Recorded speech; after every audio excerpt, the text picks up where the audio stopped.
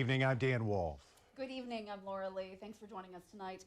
New tonight, a staff member at Minnesota Sex Offender Program in Moose Lake is seriously hurt after a brutal attack inside the facility. Yeah, we're told a client is responsible and now behind bars. 29-year-old Nicholas Aaron Jones faces felony assault charges for what authorities say was a, quote, unprovoked attack. Northern News Now, Kara Kopp is following the story tonight and joins us live tonight. Kara, what are you learning out there?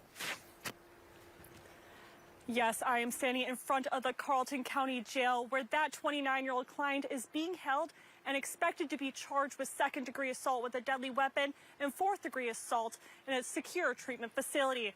It was earlier today the Carlton County Sheriff's Office received a 911 call reporting an unprovoked attack at the MSOP.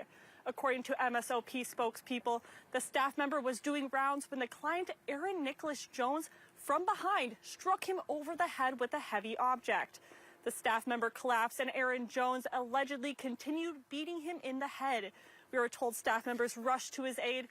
After officials arrived, the victim was airlifted to a hospital. We have not received updates on their condition tonight.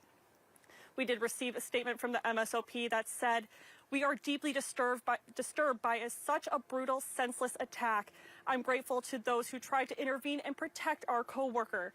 Our hearts are with him and his family and will be there to support him as he recovers." We have yet to receive any updates from authorities, but we do know that several agencies are investigating this incident. We will bring you updates as they come in. Yeah, if there are any new overnight developments, our morning crew will have those tomorrow. Thank you, Carl.